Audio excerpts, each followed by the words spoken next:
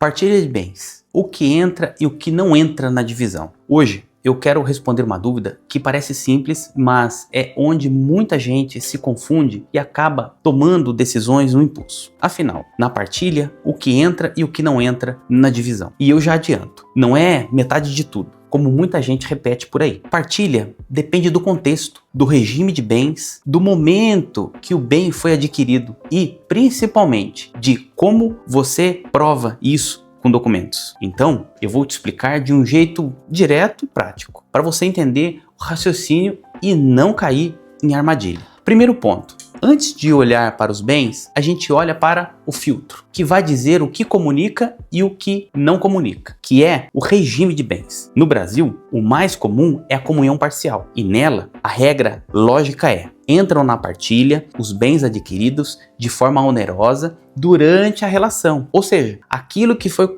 comprado, construído ou formado enquanto o casal estava junto, com esforço comum, ainda que esse esforço não seja necessariamente o dinheiro, porque esforço pode ser suporte, cuidado com a casa, os filhos, a organização da vida como um todo. Então, se durante a união foi comprado um imóvel, um carro, um terreno, se foi acumulado dinheiro, investimentos, aplicações, se foi montada uma reserva, em regra, isso entra. Agora, vem a parte que derruba a metade de tudo. O que cada um já tinha antes da relação, em regra, não entra na partilha, na comunhão parcial. Então, aquele apartamento que a pessoa comprou antes de casar, aquela moto que já era dela, aquele dinheiro que já estava aplicado, isso tende a permanecer particular. E tem dois itens que muita gente erra feio: herança e doação. Em regra, herança e doação, recebidas por um dos cônjuges ou companheiros, não entram na partilha, na comunhão parcial. Porque não são aquisições onerosas, com esforço comum. São aquisições gratuitas que vieram de fora. Só que aqui tem um detalhe importante. Se herança ou doação foi misturada, usada para comprar um bem no meio do casamento, ou se foi colocada no mesmo bolo, sem cuidado, pode surgir discussão. E você vai precisar provar a origem. E aqui que entra uma palavra que eu gosto muito de usar, porque ela resolve briga: rastreabilidade. Se você consegue rastrear, mostrar o caminho do dinheiro, você protege o que é particular e evita que uma coisa vire outra por confusão. Agora, vamos para uma pergunta comum. E se eu tinha um bem antes, mas vendi e depois comprei outro durante o casamento? Aí você entra numa situação que pode ser a substituição do bem particular por outro bem. E isso pode manter o caráter particular, desde que você consiga demonstrar com documentos que aquele novo bem foi comprado com o valor do antigo, sem mistura relevante. De novo, prova. Contrato de compra e venda, comprovantes, transferência, registro, tudo isso pesa. Outra dúvida que aparece muito: tá, e as coisas do dia a dia? Móveis, eletrodomésticos, essas coisas entram? Em geral, sim, porque foram adquiridas durante a convivência e fazem parte do patrimônio. Mas na prática, muitas vezes, a pessoa não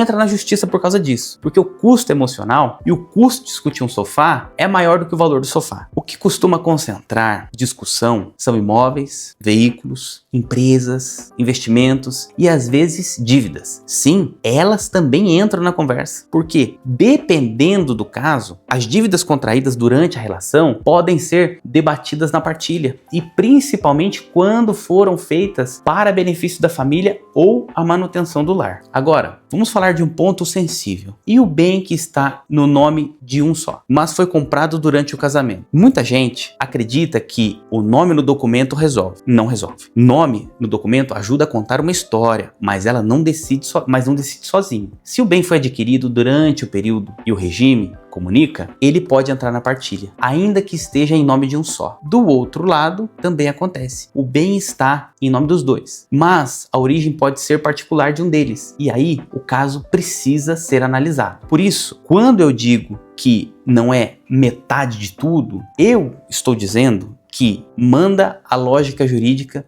do regime, o período de aquisição e a prova de origem. Agora, para não ficar no abstrato, deixa eu te dar exemplos práticos. Exemplo 1. Comunhão parcial. Casal compra um apartamento durante o casamento, ainda que só um pague as parcelas com o salário dele. Em regra, entra na partilha porque foi adquirido durante a relação. Exemplo 2. Comunhão parcial. Uma pessoa recebe um imóvel por herança durante o casamento e, em regra, não entra. Exemplo 3. Uma pessoa recebe herança em dinheiro, usa esse dinheiro como entrada para comprar um imóvel e financia o restante. Aí pode haver uma discussão, o quanto daquele imóvel tem origem particular e o quanto foi construído com esforço comum. E aí a documentação é critério. Exemplo 4. Separação total de bens. A lógica muda bastante, porque, em regra, cada um permanece com o que é seu e a discussão vai para exceções e para a prova de eventual sociedades de fato, em situações específicas. Eu não vou aprofundar isso aqui, porque o objetivo é você entender a lógica geral, mas eu quero que guarde o seguinte, antes de brigar por direito. Organize fatos e documentos. Um ponto final que é outro. Não tente resolver partilha com base em frase pronta de internet. Partilha é como um quebra-cabeça. Você não monta olhando só uma peça. Você precisa do desenho todo. Então, se você está passando por uma situação como essa que a gente apresentou, o passo mais inteligente é listar os bens, datas de aquisição, separar os documentos e entender qual regime vale neste caso. Se fizer sentido, procure orientação jurídica de confiança para enquadrar o seu cenário e evitar decisões que te prejudiquem lá na frente. E se você quer continuar aprendendo sem complicação, deixa o like, se inscreve e ativa as notificações. Toda semana tem conteúdo direto ao ponto.